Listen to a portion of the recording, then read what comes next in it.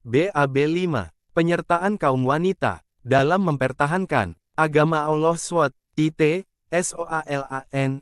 Apakah pandangan Tuan perihal penyertaan wanita dalam pertempuran di Palestina menghadapi kaum Yahudi yang merampas tanah mereka, terutamanya mereka yang syahid menentang Zionis? Antara wanita yang membabitkan diri dalam pertempuran itu adalah Wafa Idris, Ayat Ahras, Indelip, dan ramai lagi pejuang-pejuang wanita Palestina. Wanita-wanita itu menghadapi pelbagai tekanan sehingga dipaksa membuka hijab mereka pada saat-saat terakhir sebelum mereka syahid. Kami berharap Tuan dapat menjelaskan berkenaan hukum yang berlaku. Kami juga mengharapkan supaya Tuan sertakan bersama dalil daripada Al-Quran dan As-Sunnah yang membenarkan perkara ini. Jawaban Dr. Yusuf Al-Qaradawi. Terima kasih kepada yang bertanya. Segala puji untuk Allah SWT. Selawat dan salam kepada junjungan besar Nabi Muhammad SAW. Dalam hadits ada menyebut, sesungguhnya wanita itu saudara kandung lelaki. Allah SWT menerangkan dalam surah At-Taubah ayat 71. Dan orang yang beriman, lelaki dan perempuan, setengahnya, menjadi penolong untuk setengahnya yang lain. Mereka menyuruh berbuat baik, dan melarang daripada berbuat kejahatan, dan mereka mendirikan sholat dan memberi zakat, serta taat kepada Allah dan Rasul-Nya. Mereka itu akan diberi rahmat oleh Allah, sesungguhnya Allah Maha Kuasa, lagi Maha Bijaksana. Ayat itu menunjukkan, wanita beriman sama-sama memikul tanggung jawab dengan golongan lelaki beriman, yaitu daripada sudut kewajiban keagamaan dan daripada sudut masyarakat umum. Contohnya, menyuruh melakukan kebaikan dan melarang melakukan kemungkaran. Antara kewajiban keagamaan yang lain adalah daripada sudut sholat, zakat, serta ketaatan kepada Allah SWT dan Rasul-Nya sehingga semua makhluk dirahmati oleh Allah SWT. Allah SWT menjawab permohonan mukminin daripada ulul albab, yaitu cendekiawan dalam surah Al-Imran. Ayat 195.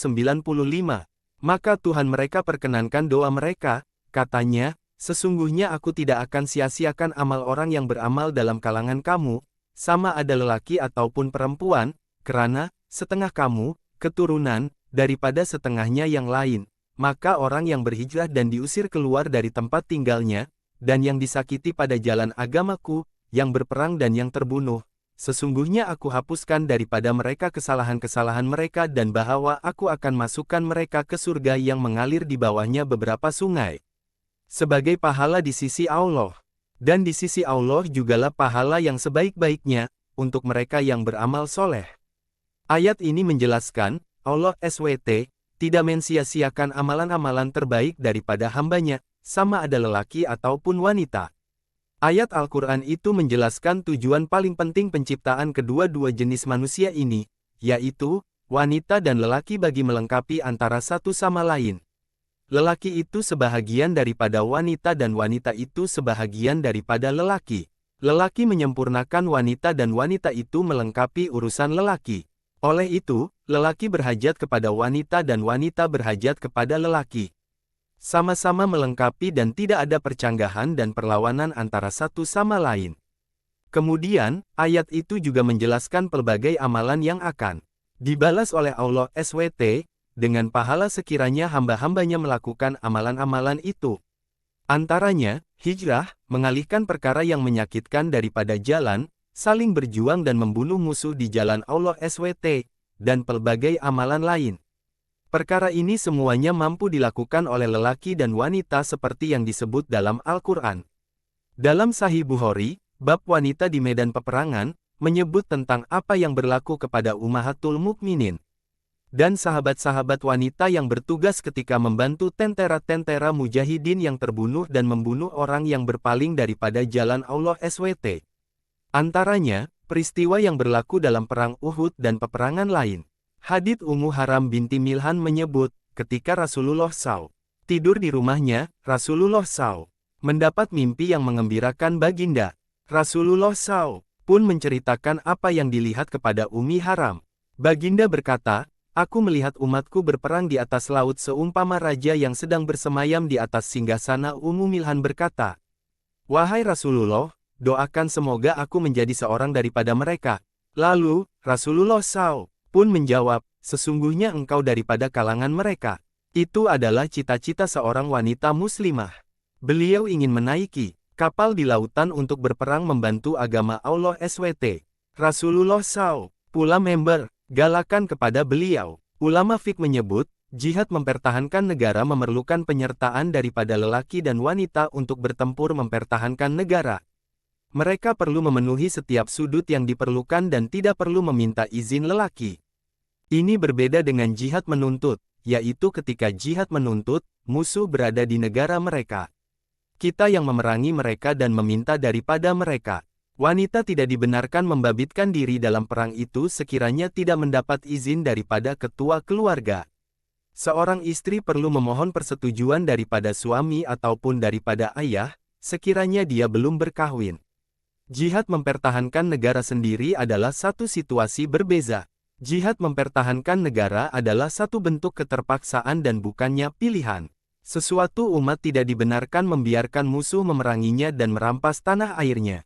Umat Islam juga ditegah daripada membiarkan musuh menjatuhkan maruah kaum kerabatnya dan dia pula senyap tidak memberi apa-apa tindak balas. Ulama fiqh daripada pelbagai mazhab dan sekolah Islam sepakat mengatakan, jihad dalam keadaan itu fardu ain terhadap penduduk negara yang diperangi. Bertempur dengan kadar kemampuan yang ada pada diri adalah wajib. Dalam satu situasi jihad menuntut, hak pelaksanaan ke atas individu gugur daripada menjadi tanggung jawabnya sekiranya kesemua mereka bersama-sama mempertahankan dan melindungi kehormatan tanah air. Kata ulama fiqh lagi, wanita boleh keluar mempertahankan negara tanpa izin suami. Begitu juga seorang anak boleh keluar berjihad tanpa izin ayahnya, hamba tanpa izin tuannya, dan pekerja tanpa izin majikannya. Tidak ada ketaatan kepada makhluk ketika makhluk itu menyuruh dalam melakukan maksiat kepada penciptanya. Oleh itu, daripada sini kita dapat melihat, seorang wanita perlu berjihad dan bertempur bagi mempertahankan negara dengan segala kemampuan yang dimiliki. Lelaki dan wanita saling melengkapi antara satu sama lain.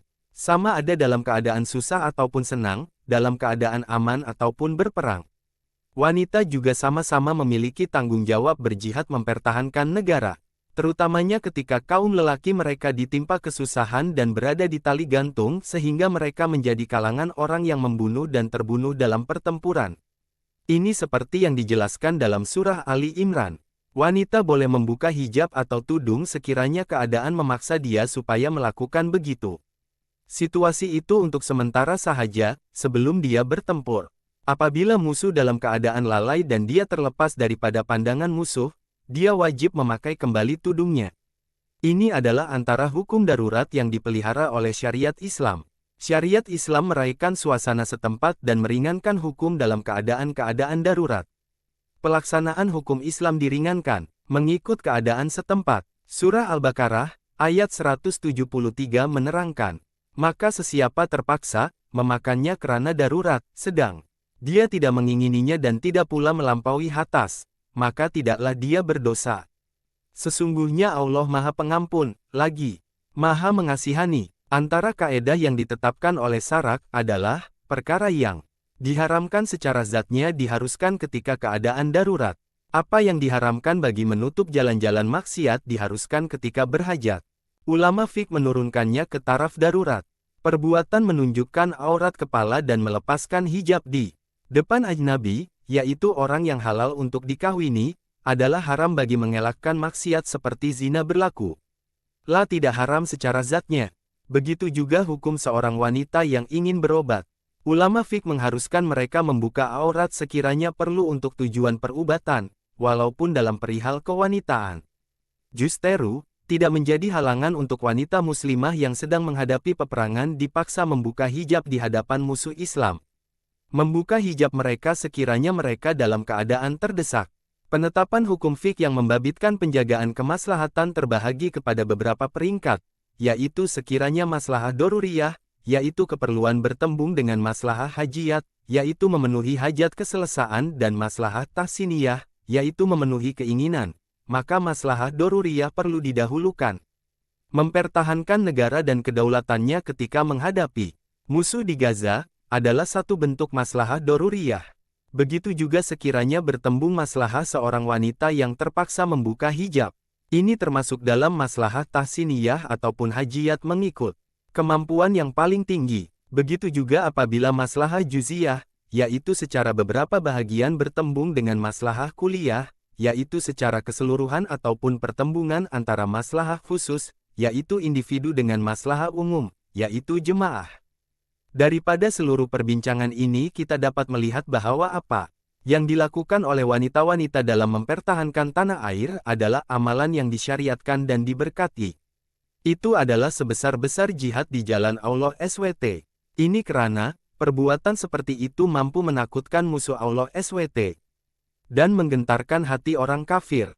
Selawat dan salam hanya untuk junjungan besar Nabi Muhammad SAW.